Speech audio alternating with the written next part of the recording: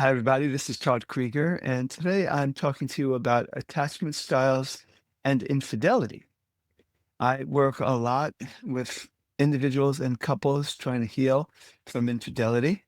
And even though there are multiple factors that can contribute to the actual act of betrayal, and even though there are multiple factors that will affect the person who's betrayed in a specific way, that one of the things we must never overlook is attachment style. As I've been talking about in other talks, attachment style is basically the way we attach to our parents as young children and as we got older. And so if you had a secure attachment, it meant that you had parents that more times than not tuned into you and that you felt like you were gotten, that you were understood. And when you have that, it's a little easier when you get to be an adult and you have an intimate relationship to be in a secure relationship. Of course, that also depends on your partner's attachment style coming in, but it just means it's possible when you have a secure attachment, let's say with your parents first, before we go to your intimate partnership. It typically means that you learn the capacity to self soothe and calm yourself down so that you're not overly depending on others to regulate you. But at the same time, you're not under depending on others either, and not overly depending on just yourself. And you're able to allow others to support you, to listen to you, to be there for you. You can allow them to lift you up and to calm you down. And so that is a secure attachment style. And an insecure attachment style oftentimes means that we don't have the ease in terms of those kinds of ways of regulating ourselves because of the way we attach to our parent. In the anxious attachment style, it oftentimes means you're overly dependent on somebody else to regulate you. And oftentimes you've come from a parent or parents where they were inconsistently there, that they didn't just have a bad moment or day, that could really be a significant time that they weren't able to tune into you. So these if you have that kind of attachment style, it's more difficult to learn how to regulate yourself. You become overly dependent on somebody else is always being there, making sure you're safe. You can't tolerate a whole lot of distance. And then the other kind of insecure attachment style that I'll talk about today is the avoidant attachment style. There is a fourth I'm not getting into because it really is, it doesn't come up a whole lot, even though it does. But this one is the avoidant attachment style, where you've learned that when you're emotionally young, and when you're a young child, I'm saying, and you have an emotional pain or discomfort, that you just turn to yourself. You've at some point tried to turn to a parent, but they really weren't able to tune into you. One reason or another, they were not able to make you feel like it's rewarding to share with this other person and let them be a support for you. So you learn to solve your emotional problems on your own and wall off. And so after that, so then what you end up doing, aside from this attachment style, is you go into an intimate relationship, oftentimes having a very difficult time letting others regulate you. You have a very difficult time allowing yourself to feel supported, by allowing yourself to be heard by the other person, because you learn much younger that it doesn't really help. So it's not rewarding.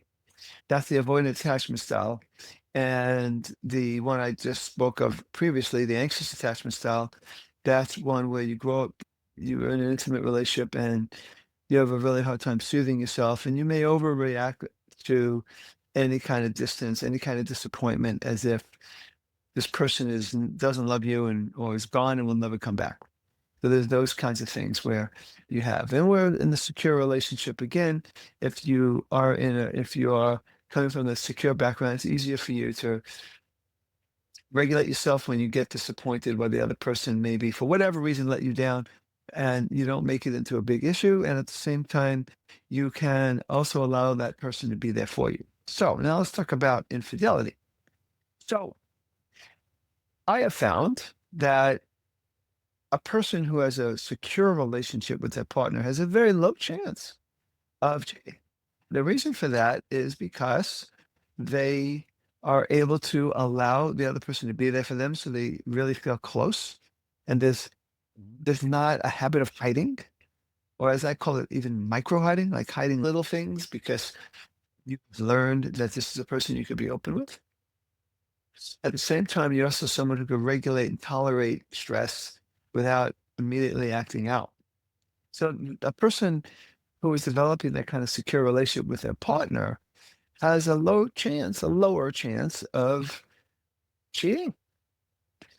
A person that has an anxious attachment, they may run to somebody if, let's say, the your partner has a parent who is in terrible health or dying, and they have to go be with that parent for a while and not with you, and you have an anxious attachment style where you need that person present for you to be calm, you might get really anxious and may act out by finding somebody who can soothe you.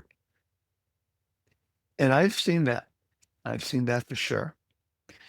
I would say by far, though, the more common attachment style, even though I have seen anxious attachment style, but by far the more common one is the avoidant attachment style. I've seen that more times than the others when you are the kind of person that doesn't really let your partner support you, that you don't share a whole lot of yourself because you learn not to, that you tend to have walls, you tend to be more distant, and you tend to have not been as invested emotionally. I'm not saying you're not invested into the committed relationship or the marriage, but you might not be invested from your heart in the same way because you haven't been vulnerable. You haven't shared your heart in a way. And so it might make it easier for a person with the avoidant attachment style to develop another attachment or even have a one night stand or a mini night stand or whatever it is because they're not as invested. Also, the other reason is that they, because they're not great at receiving love and care, there is this part of them that is dependent, that has been undernourished.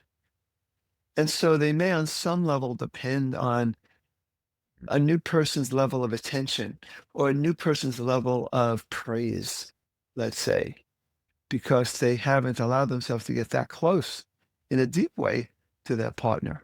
So there's little less investment emotionally, but also there might be a hole that this person with the avoidant attachment style is trying to fill by acting out cheating. I tend to compare it to eating fast food versus healthy food. And so a person who has an avoidant attachment style and doesn't really allow themselves to get emotionally nourished from their partner, like healthy food, maybe settle for fast food. Fast food fills you up. It might make you feel bad later, but it does fill you up.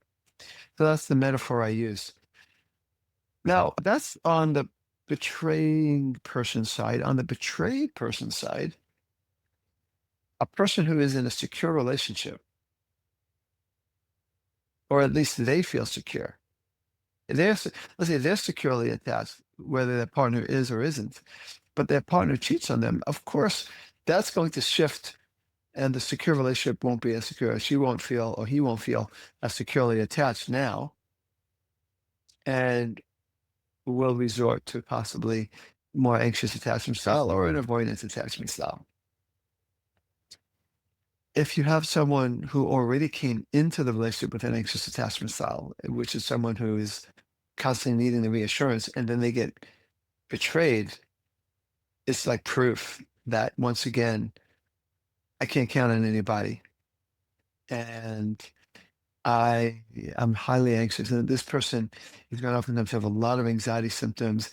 Their nervous system is really activated, and their partner isn't soothing them because they're the cause of the person who betrayed is the cause of the pain. So it can really create a lot of anxiety for someone who already was anxiously attached. And I know even if you're a very securely attached person, if you found out your partner's cheating, you could of course be anxious. I'm just saying this compounds it.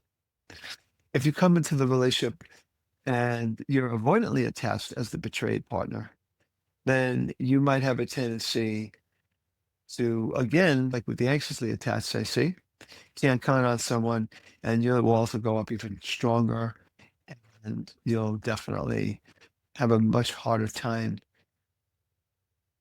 being vulnerable. If you already were one of those people that were avoidantly attached and had a hard time being vulnerable, this makes it worse. So I'm describing that now. One of the things that I do with individuals and couples is I help them shift both individually and as a couple to a more secure style.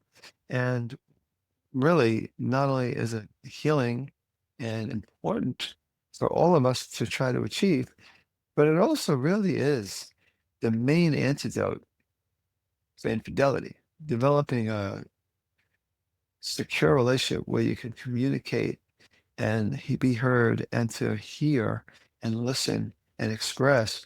There is nothing more important than that. And I've helped thousands of couples do that. So we can change our attachment style, as I've said in previous presentations. So I just wanted to give you a little talk about attachment styles and its relationship to infidelity and how attachment styles can increase or decrease the risk of infidelity, and also why it might happen. And also, I'll say one last thing. The crisis of infidelity is a crisis. But as I've said before, the word crisis in Chinese is made of two characters. One by itself means danger, the other by itself means opportunity. And the crisis of infidelity is no different. It is a sense of danger. Will we ever be the same? Will we stay together? Will we not? But it also does present itself as an opportunity to create a healthier balance, to go more towards an earned, or they call it an earned, secure relationship between the couple who probably didn't have that before, where both people could regulate themselves, but also regulate each other. Both people can take care of themselves, but allow the other person to take care of them too. So that's what I wanted to say again about attachment styles and infidelity. Thank you for listening. This is Todd Krieger, making the world safe for love.